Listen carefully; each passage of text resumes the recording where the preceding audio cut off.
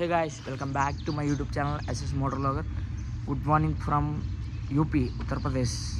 అంటే అయోధ్య. నిన్న నైట్ అయితే మాత్రం బయలుదేరలేదు. అయోధ్య నుంచి మ్యాక్స్ ఒక 6-7 కిలోమీటర్స్ అయితే వచ్చి ఇక్కడ డాల్మెటరీ రూమ్ ఉందంటే డాల్మెటరీ రూమ్ తీసుకొని ఉన్నాం. ఇద్దరికి కలిపి 500 తీసుకున్నారు నైట్ అంతా. ఇప్పుడు ఇక్కడ నుంచి అయితే రాయ్పూర్ పెట్టుకున్నాం. ప్రజెంట్ లొకేషన్ అయితే అక్కడ వరకు చేరమో సెకండరీ, ఎందుకంటే 757 కిలోమీటర్లు అంతా ఉంది ఇక్కడ నుంచి. ప్రజెంట్ అయితే మాత్రం మన స్కూటీకి అయితే మాత్రం బ్యాక్ టైర్ ఒకటి మార్చాలి, తర్వాత ఇంజిన్ ఆయిల్ కూడా చేంజ్ చేయాలి. ఎందుకంటే చాలా కిలోమీటర్స్ తిరిగిసాం కాబట్టి ఇంజిన్ ఆయిల్ కూడా చేంజ్ చేసి బ్యాక్ టైర్ మార్చేసి అయితే మాత్రం మన రైడ్ని అయితే సక్సెస్ఫుల్గా కంప్లీట్ చేసుకుందాం.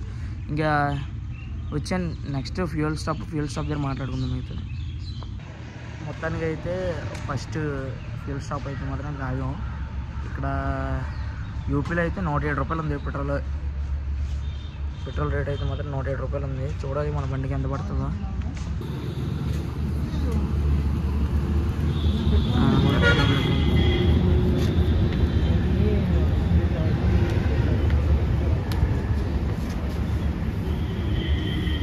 ఫైనల్గా పెట్రోల్ అయితే కొట్టించేసుకొని జాయిగా బయలుదేరిపోయాం. ఇంచుమించు 387 రూపాయలు ఎంతో పడింది ఫ్యూల్ అయితే ఫుల్ ట్యాంక్ చేయించడానికి. మ్యాక్సిమం 200 కిలోమీటర్స్ అయితే కొట్టియచ్చు ఆ పెట్రోల్తో నాకు తెలిసినంత వరకు. ఎందుకంటే మైలేజ్ అయితే బాగానే ఇస్తుంది స్కూటీ. చూద్దాం ఎంతవరకు ఇస్తుందో. ఈ వేళ ఎంతవరకు తోలగలమో చూడాలి. మరి ప్రెసెంట్ అయితే స్కూటీ వేళ ఏ ట్రబుల్ లేకుండా వెళ్ళాలని చెప్పేసి అయితే కోరుకుంటున్నాను ఇంటికి. ఇప్పుడు చూడాలి. మ్యాక్సిమం 10-10:30 కల్లా స్కూటీ టైర్ అయితే మార్పిస్తాం. టైర్ మార్పించి ఇంజిన్ ఆయిల్ అయితే చేంజ్ చేయిస్తాం. మీకు ప్రయాగరాజ్ నుంచి అయోధ్య వెళ్ళే వేలో ఫుల్ ట్రాఫిక్ అనమాట, మామూలు ట్రాఫిక్ కాదు, చాలా దారుణం. చూపిస్తున్నాం చూడండి ఒకసారి.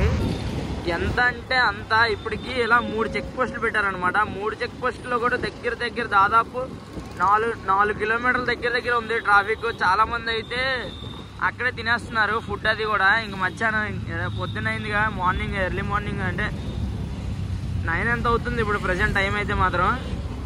ఫుల్ ట్రాఫిక్ అనమాట ఇక్కడైతే మాత్రం. చాలా అంటే చాలా రద్దీగా ఉంది. లక్కీగా నిన్న అయిపోయింది కాబట్టి మా దర్శనం సరిపోయింది. ఈ వేళ అయ్యి ఉంటే మాత్రం బుక్ అయిపోదేమో అలా అనిపిస్తుంది నాకైతే మాత్రం సీరియస్గా. లిటరల్లీ నమ్మలేకపోతున్నాను ఇంత ట్రాఫిక్ అని. నేనైతే ప్రయాగరాజ్ దగ్గర చూస్తాను అనుకున్నాను, కాకపోతే అక్కడ చూడలేదు. ఇక్కడ మరి ఇంత చూడటం అంటే నేనైతే ప్రజెంట్ షాక్ అవుతున్నాను.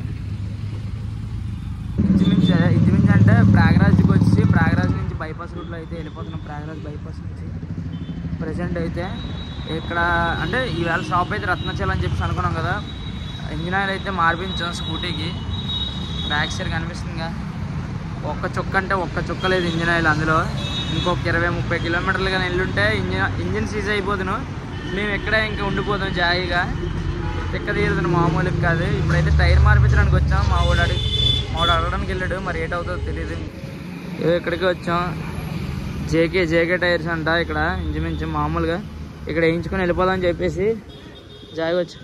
ఫైనల్గా అయితే టైర్ తీసుకున్నాం. ఇక్కడ నుంచి టైర్ అయితే మార్పించడానికి అక్కడ దగ్గరలో పెట్రోల్ బంక్ అంటే ఉందంట. పెట్రోల్ బంక్ పక్కన టైర్లు మార్పిస్తారంట. అక్కడికి వెళ్ళి అయితే జాయిగా టైర్ మార్పించుకొని జాగ్రత్తగా ఈ వేళ అయితే మాత్రం అనుకున్న టార్గెట్ అయితే కంప్లీట్ చేయడానికే చూస్తాను. మ్యాక్స్ ఇంకొక 600 km ఎంత ఉంది.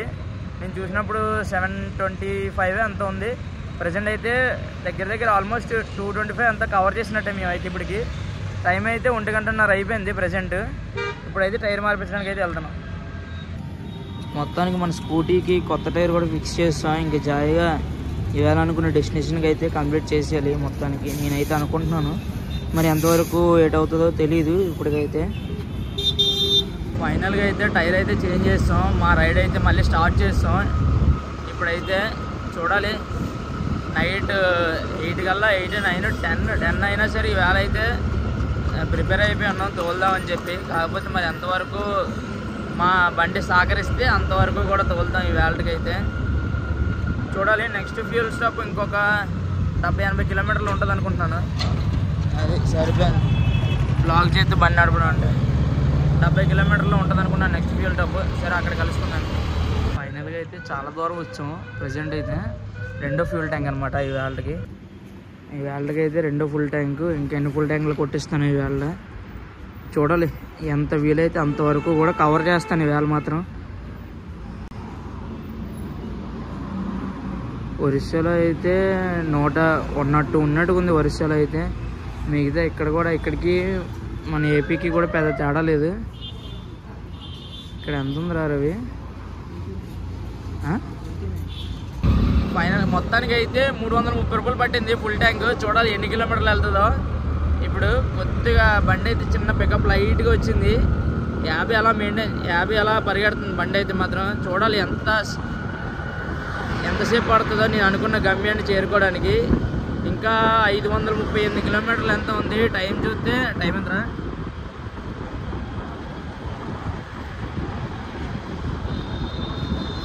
టైం అయితే కరెక్ట్గా 4 అయింది. నైట్ మ్యాక్సిమం ఎన్ని గంటల వరకు తోలగలను అంతవరకు తోలి అక్కడి నుంచి రెస్ట్ తీసుకొని మిగతాదంతా రేపు కవర్ చేస్తాను ఇంకా వైజాగ్కి. చిన్న పక్షిని అయితే మాత్రం చంపేస్తున్నాను, మామూలు కాదు సీరియస్గా. అది అలా తట్టుకుంటుంది. ఎందుకు తట్టుకుంటుంది అంటే అలాగా ఇంకా జాయిగా ఇంటికి వెళ్ళిపోతే వీడికి పెట్టాల్సింది వీడికి పెడదాంలే ఖర్చు అన్నట్టుగా అలా తట్టుకుంటుంది ఫుల్గా. మెల్లిగా అలా తీసుకెళ్తున్నాను 50 అలా మెయింటైన్ చేసుకుంటూ. చిన్న పక్షిని మాత్రం టచ్ చేసినాడు కరెక్ట్గా బ్యాటరీ బాక్స్ దగ్గర చూడండి ఒకసారి, మీకే చూపిస్తాను. మ్యాక్సిమం ఫ్యూజులన్నీ కూడా నా బ్యాటరీ అయితే మాత్రం బ్యాటరీ దగ్గర ఉన్న ఫ్యూజులన్నీ మాత్రం కొట్టేసాయి. అవి మొన్న మెకానిక్కి కూడా కొనేసి ఇచ్చాను, కానీ ఫ్యూజ్ కట్అవుట్లు అయితే మాత్రం కొట్టేసాయి అని చెప్పాడు అన్న కూడా. ఒకసారి అండి మీకే చూపిస్తాను.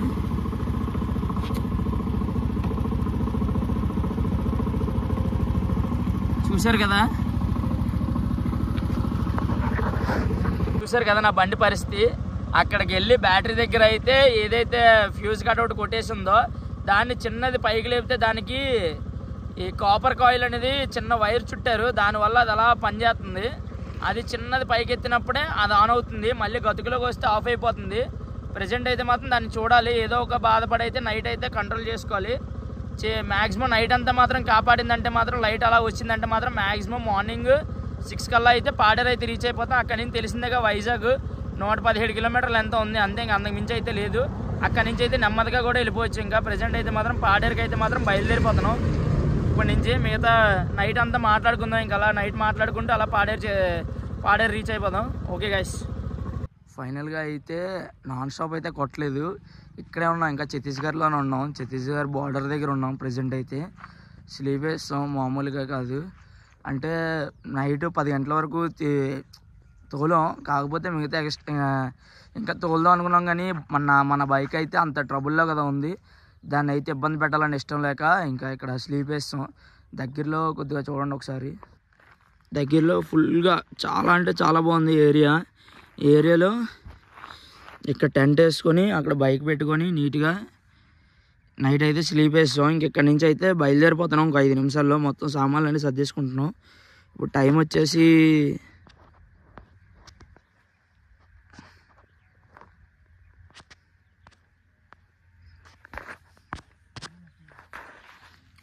6:30 అయింది. ప్రజెంట్ టైం అయితే 6:40 అయింది. ఇంకా 6:30 కూడా కాదు, 6:40 అయింది ప్రజెంట్. ఇప్పుడు ఇక్కడి నుంచి అయితే మాత్రం బయలుదేరుతున్నాం మేమైతే.